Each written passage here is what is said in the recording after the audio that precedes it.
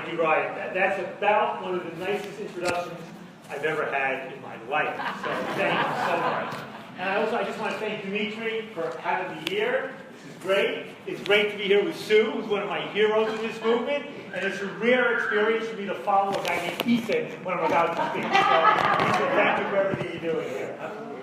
So, Dimitri said, why don't you come here and just give folks a sense, as Ryan's going to say, about where all this came from, and what it's part of. And that's what I want to try to do, and give some sense of a vision for the future. Okay? Because for me, I'll tell you one thing what's nice coming here. I don't go to that many industry events. To see so many of you here, and to see, how many of you know what the word mensch means? Or Menschkeit? Okay, those of you that raise your hands, it's a Yiddish word. It means a good human being. It means a person who uses their head and their heart together to try to do the right thing in life. And there's an element to this industry, a major element, more so than most others, I think, that has a Menschkeit element. It's bringing in people who know, you know what weed, you know what marijuana, there's something about this that's practically a miracle. Right? It's practically a miracle product. And that doesn't mean that you thought you were going. Is anybody in control of the sound? Does that sound better? Yeah. Okay. Did you hear what I said before? Yeah. Okay. Obviously, we all know people for whom marijuana is not a good thing. Right? Maybe some of us in this room. Right? There's people for whom marijuana has not been a good thing in their lives. We got into it too young. We don't want young people waking and baking. We have friends for whom marijuana makes them worse, not better. And we have to acknowledge that part and own it, and it's got to be part of our message. But we also know we're talking about something that's something of a miracle substance. And it's not just people in the industry saying that. It's not just the old activists saying that. I remember going to a neuroscience conference at UCLA, University of California, Los Angeles, basically, and brain scientists, no interest in industry, no interest in activism, saying that they think that marijuana and the cannabinoid receptor system is the single most interesting area of neuroscience in research world today. And that says something, right? We're on to something. We also know that Big Pharma knows that as well. And they're buying in, they're getting in, and we know that to some extent there was a race, right? Because what Big Pharma wanted to do was to try to pharmaceuticalize as much of the marijuana plant as possible before legalization got going.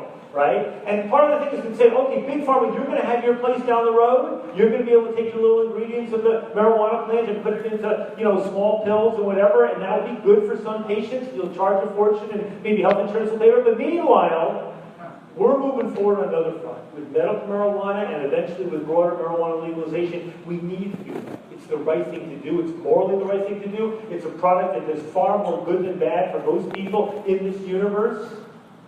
And it's crazy to keep it illegal, with all the harms that come from criminalization. Right?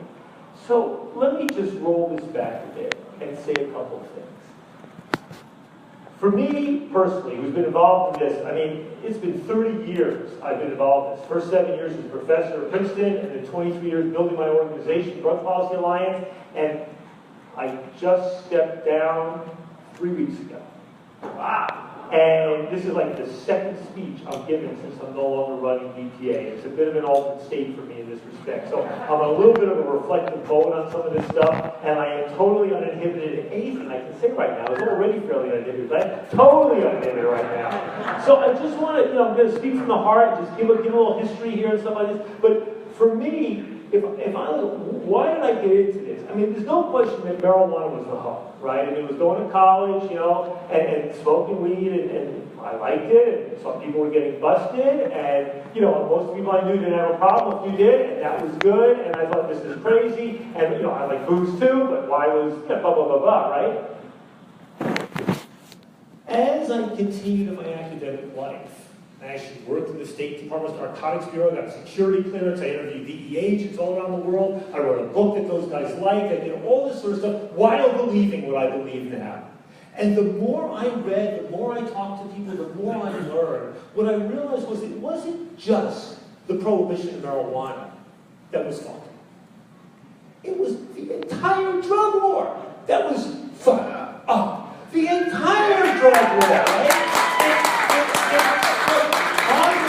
I'm no libertarian, I'm not a right-wing libertarian on this thing. You know, we agree on the critique of the drug war, and I'm not saying that just means, when I say that, that means we should be selling heroin, methamphetamine, and cocaine when we sell marijuana, because I don't necessarily think that's the right way we should do with this sort of stuff. But what it is to say is that the drug war, and what it taps into, is something profoundly wrong in our country, in our society, and around the world. The values it taps into, the war on drugs, is all about ignorance and fear and prejudice and profit. Yeah! Right? That's what it's driving.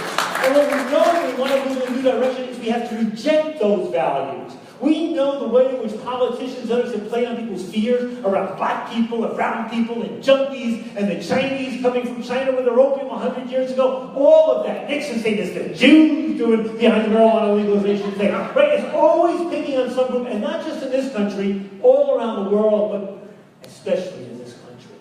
Right? And it seemed to me that if one was going to spend a life that was going to be both intellectually interesting, because I was an academic and inclined that way, and also politically and even existentially and spiritually meaningful, that this was a cause to devote oneself to. So some of you are old enough to remember the war on drugs in the late 1980s. You know, it was Reagan, it was Bush, William Bennett, the drug czar, the Democrats jumping on board because they didn't want to be outflanked by the Republicans. The hysteria of those days, some of you may have, I don't know if it's proper to say, how many of you ever spent time behind bars? You want to raise your hands?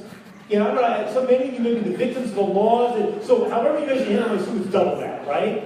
And, you know, some of you are the victims of the laws that were passed in the hysteria of those days. When you look back in the drug-related 80s and 90s, it was like McCarthyism on steroids, right? It was the demonization playing about fears, what was coming from outside the country, about fears for our children, legitimate fears, because the fear of communists in the 50s was a legitimate one. The fear of drugs was a legitimate one. But it's not as if there was a communist under every bed or the Russians at our border. It's not as if the problems of drug addiction and drug dealing and drug pushing were around every corner, all this sort of stuff. It's not as if it was taking a problem that was real and should have been dealt with in one way, primarily through a public health approach, and turning it into a monstrosity of a public policy that resulted in this country breaking all records when it comes to incarcerating our fellow citizens. You know, some of you probably know that. I mean, you know, for most of American history, we were kind of average when it came to locking up our fellow citizens, right? And then we took off in the early 70s, zoomed for the 80s, and then the drug war took off, and it was, we now have barely 4% of the world's population, but over 20% of the world's incarcerated population. We lock up more people on drug charges than all of Western Europe locks up for everything. And they got 100 million more people than we do. We have the highest per capita incarceration rate in the world. Right? We lock up more people than China does, and China's got 5 times our population. Right? I mean, I'm just trying to give you a little perspective on this stuff. Right? We lock up as many people on drug charges in this country as all of Europe locks up for everything. That's crazy. In the federal prisons, it's still 50% of the people locked up in federal prisons there are there for a drug law violation, and the 98% of them, or whatever it is, are no drug kingpins. Right? Marijuana was the thing, you know, when the guys wanted to throw the drug war, if you could persuade the Americans to turn against marijuana like they did in the 80s, you knew you were getting somewhere. 1.5 million people being arrested each year on drugs, half of them for weed. Millions of people on probation and parole being violated or reincarcerated because they tested positive for marijuana or something else, but oftentimes for marijuana.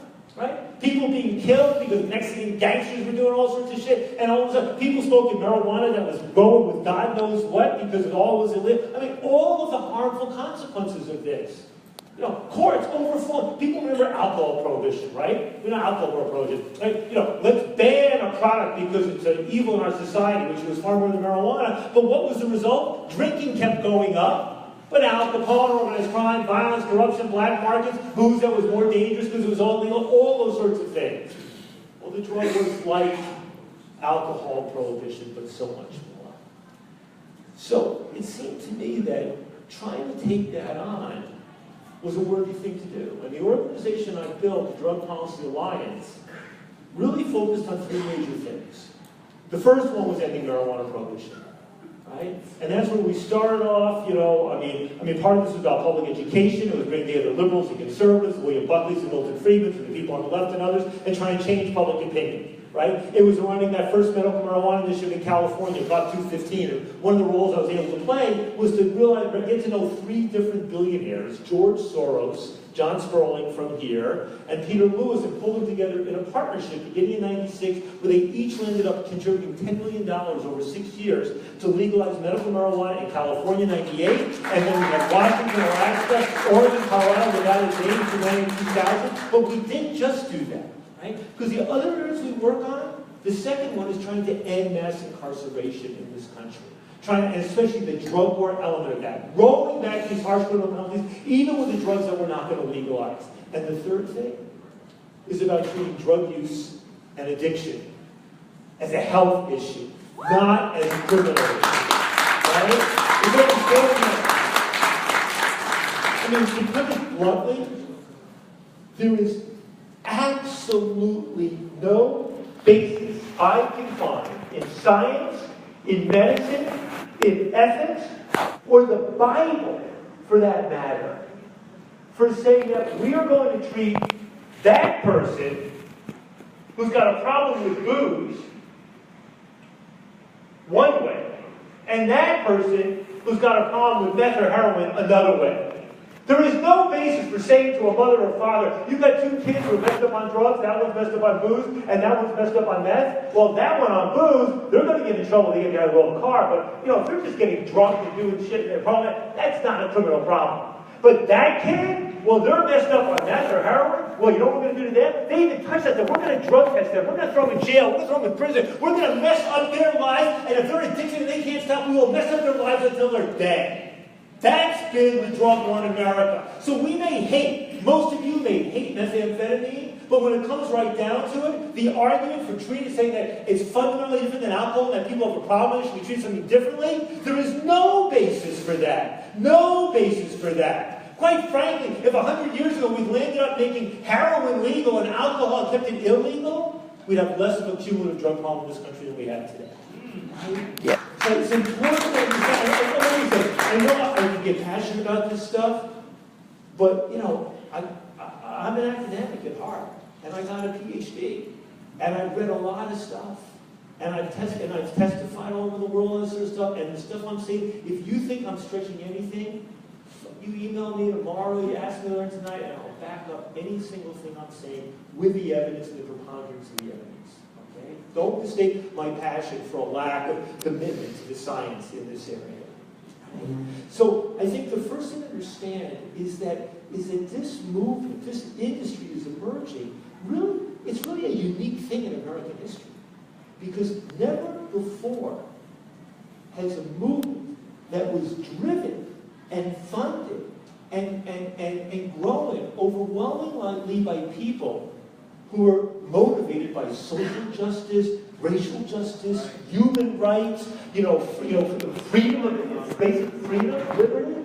Never before has such a movement resulted in the emergence of a legal industry that is worth, what, close to $10 billion now, and going to be worth many more, tens of billions, if not 50 to 100 billion before we know it? Never before. If you look at our other movements, I sort of say, our drug policy reform movement, we follow in the footsteps and we stand on the shoulders of other movements for freedom and social justice, on movements for gay rights and civil rights and women's rights. But none of those movements resulted in economic transformation anything like what we're seeing today, right? The only thing that's roughly comparable was the repeal of alcohol prohibition.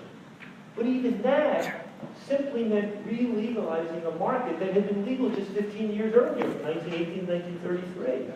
So we're really doing something special. And that means, what it means is that even as you guys are doing your best to make a buck, and get big, competing with one another, outlining with one another, trying to put, make enough money to have a good life, understanding that this is not an industry that just dropped off a tree. And it's not an industry that happened because somebody invented something in Silicon Valley, right? It's an industry, that emerged because of a passion and a movement for freedom and for justice. Now, Arizona plays a little bit of a special role in all this. You know, the initiative that the legislator mentioned before, 1996, here, I was deeply involved in that. John Sperling was living here then. He wanted to do something in Arizona. I was focused on putting together the medical marijuana thing in California. And we got a volunteer. Part of the deal that I was Lewis to back Arizona initiative and return Sperling the medical marijuana initiative. Because at that point, John was less taken with the medical marijuana thing. And the initiative, people call it the first, like they say legalize medical marijuana, it did. Right? And it didn't really fully legalize drugs all the way either. What it really did was two things. What it did was it said that the first 2 times somebody gets busted for possession of any drug, if they have a drug problem, they cannot be sent to jail. They have to be given at least 2 shots for drug treatment. Right? And that was the first time Arizona led the nation in that principle right there. California followed 4 years later. And the second thing it said was that a doctor should have the freedom to prescribe any drug, marijuana, but also heroin, because heroin basically is called diamorphine. Heroin is prescribed for medical purposes, for pain and things like that. Basically, when you take heroin into the body, it becomes morphine. It just feels different going in, but it's essentially another opioid, right? Or LSD. There was remarkable medical research on the benefits of LSD back in the 50s and 60s. It disappeared for 40 years, and now that research is reemerging with mescaline, LSD, and MDMA, and all that sort of thing. And it had that core provision in there too. And this initiative won with 65% of the vote in conservative Arizona. 65% of the vote, right? And what did your legislature do? They came back and they said, we're not going to respect the will of the people. We're going to gut those 2 provisions.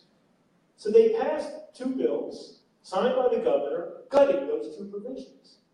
And you know what we did? We came right back. We took those 2 bills they just made into law. We put them back on the ballot 2 years later in 1998 as referendum, and we kicked their butts on both of them. And we did those like thanks for it. And then John Sperling was so pissed. He said, you know what we're going to do?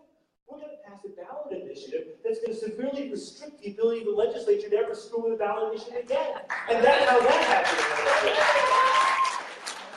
So you guys have a special history here. And I'll tell you, there was a moment back in 97, 98 when Arizona's prison population was going up like this, and for 2 years it just kind of leveled off.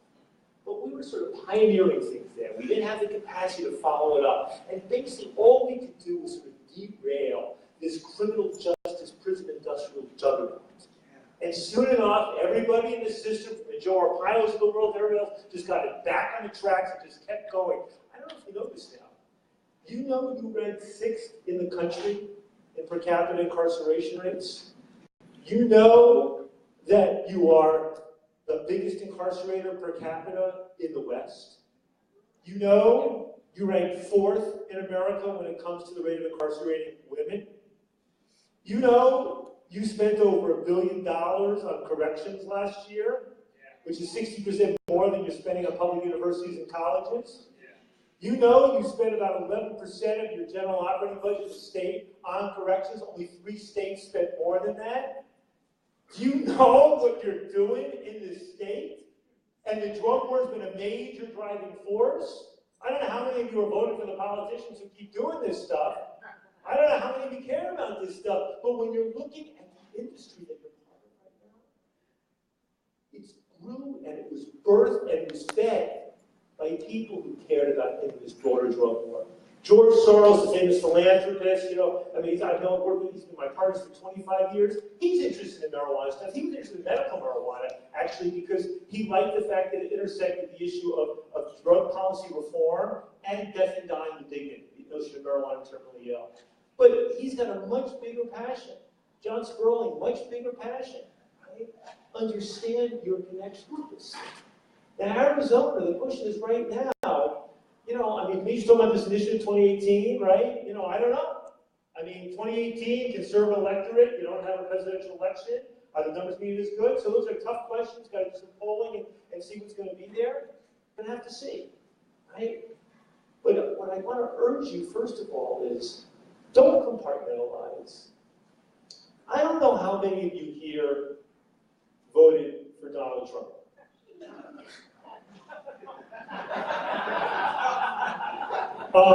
And even, I mean, let's face it, I mean, we can all say Hillary was a lackluster candidate, and she lied a little bit, and she did this and that, and we had a bad campaign. But, you know, I mean, talking about Hillary's flaws, quite frankly, because I think we're a pretty fan of hers, you know, it's like talking like, you know, about pigeon shit versus ox shit. I mean, I'm just being objective here. I mean, you know, I remember I stood up with somebody who saw me speak at the marijuana industry conference in Las Vegas a week after the election. And I stood up and I basically said, you know, Donald Trump, I mean, I'm warning you guys, you know, I know you're all counting the fact that he said he likes medical marijuana and he said he's going to do he once or twice to respect states' rights. But let me tell you, if he appoints a guy like Jeff Sessions or Rudy Giuliani or something like that, you know, you're going to watch out. And a day later, he appointed Jeff Sessions, right? And then, you know, it's not going to be a full frontal assault. It's not going to be a full frontal assault. But, you remember when John Ashcroft went after Tommy Chong? Tommy Chong was making nice, pretty bugs, and nobody's really enforcing the federal law against paraphernalia anymore. And then the Justice Department decided to start to change that policy. And does anybody think that they sent a Dear Mr. Chong letter? We're about to start enforcing this law again. I know it's sort of become semi-legal, so we'll give you 60 days to divest your business and da-da-da. No. Down the door, lock the guy up, mess up his life. That's the federal government state police power. And they weren't going after a terrorist or a violent thing or somebody who ripped off the government for $100 million. They were going after a guy making pretty water pipes because they were used to smoke cannabis. That's what the state does when you play those kind of hands. And Donald Trump appointed Jeff Sessions. Jeff Sessions, I think, is a monster. Jeff Sessions is a drug war dinosaur, and he is a deeper than his ideologue. And even notice that when Trump's, you know, beleaguered press secretary Spicer came out and he said, look, we're okay with medical marijuana. Is there stuff we don't like? Anybody notice that Jeff Sessions has not said a single public word to reinforce that? Yes, correct. You ever notice that? Not one public word. And so it's not going to be full frontal assault. It's going to be using those civilized forfeiture powers to pick off some targets and go after people they don't like. It's going to be, as they appoint all these U.S. attorneys, some of those U.S. attorneys are going to be chill with the whole thing.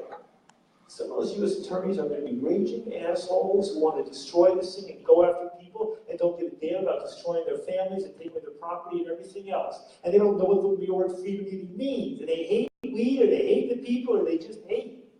But those U.S. attorneys are going to begin to probably keep an eye. I don't know if your U.S. attorney's been selected here in Arizona, but you better watch out to see who that person's going to be, right? And those guys in the DEA, you know, those guys, people said, oh, I've heard people complain about Obama, about this thing. And I got to tell you, I thought Obama, his first 6 months of his first year, made good on his 3 campaign commitments on drug policy, about reducing prison sentences and allowing clean needles to stop AIDS and relaxing medical marijuana. Then he did diddly squat for 4 years. But once Colorado and Washington legalized marijuana in 2012, the Justice Department was in a quandary. What were they going to do? And for 8 months, they could not figure it out. And finally, they issued that memorandum in August of 2013, where they basically said, we're going to give these 2 states a chance to implement their new law. And I think the rationale they used was this. They didn't explicitly state it, but they said, but that what was between the lines was that if you look at the Federal Controlled Substances Act of 1970, the federal drug law that still dominates today, it has this sort of preamble language that talks about advancing drug policies that advance health and safety. And essentially, what Obama and Holder said to Washington and Colorado was, if you can demonstrate that legally regulating marijuana can better advance the federal drug policy objectives of advancing health and safety, then who are we to object? That was monumental. When the Justice Department did that, and then when Obama did his little kind of, you know, I kind of like, you know, the legalization thing, I never explicitly endorsed it, he did that before, I think, almost any governor or any senator had even said the same thing. To have a guy sitting in the White House, and we're all, why is even more? To have a president step out on a hot-button social issue where the country is semi-divided and and actually go beyond where most of the governors, et cetera, had even gone at that point, was really quite substantial. And by the way, once they said that to Colorado and Washington, then when Jamaica and Uruguay and other countries came knocking at the door and said, hey, Colorado, Washington, we're thinking of you guys, and what about us? At that point, the White House had to say, what you do with marijuana is your own business, so long as you're not shipping it here or talking about legalizing any other drugs. And Uruguay became the first country in late 2013 to legalize marijuana, and now Canada's about to become the second, right, next year. Right? It was monumental. Now contrast that with Donald Trump and Jeff Sessions. I mean, we're not going to get that kind of memorandum. He's either going to take that memorandum that the Obama Justice Department did and interpret it very strictly in a way which doesn't work, or they'll have a new memorandum. And maybe they're going to put out a new memo, basically saying, go, boy, go. You want to go after people because it's all illegal under federal law. You see what he just did on the sentencing stuff? Where Obama's Attorney General Holder had said to the U.S. attorneys, basically, listen, stop trying to charge the max all the time. If they're not a big kingpin, if they're not all this, roll it back a bit. We have 50% of the federal prison there for non-violent drug charges, most of them too big players. Roll it back. What did Sessions say? The hell with that. Bring back the old, throw the book at it. You got somebody you picked up who's got a tiny little bit of heroin and cocaine, not even for sale, or maybe he's an addict and intends to sell, 8 years, 10 years, 15 years, second offense, 15 years, 20 years. The fact that that's going to cost the taxpayers between $500,000 and $1 million a year just to lock that poor person up, never mind what it's going to cost to put their children out in the welfare system, never mind that many people selling drugs also have legal jobs, so their tax revenue is put away. No, that is the world we're heading in now. I just want to say, you're all trying to make it in this industry, and this is a blessed industry. But do not over-compartmentalize.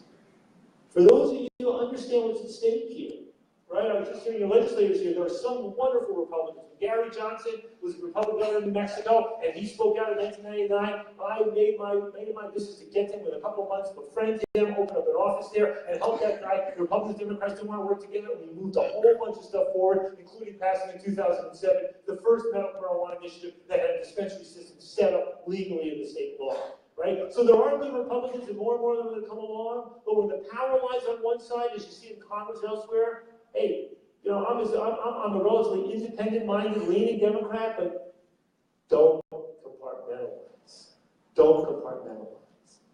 And when the issues come up around what's going on around with your prison population, and when you're seeing people crack down and say everything they'll say about meth heads and this and that, and even if you know people who are messed up on meth, don't in your heart, don't in your brain, spit at that person while trying to have compassion for the person you love who's an alcoholic. Right? Understand that when it comes to heroin, you can take, if heroin is clean and legal, you can take it until you're 99 and it will not destroy any of your bodily organs. I'm not recommending it. And I'm just telling you, alcohol, nothing will destroy your liver. Smoking cigarettes, your lungs. Cocaine can mess up your heart. But heroin, any opioid, if you've developed a tolerance for it and it's at a regular level, and you're not jacking up your dose all the time, or using it with the stuff on the streets, does not destroy the bodily organs. It is in many respects, and the vast majority of doctors will confirm this, a relatively safer substance, right, than is alcohol. Relatively safer substance. There's a reason why doctors 100 years ago were trying to get alcoholics to switch onto opium and opiates, because they knew at least they might live longer and actually be able to function.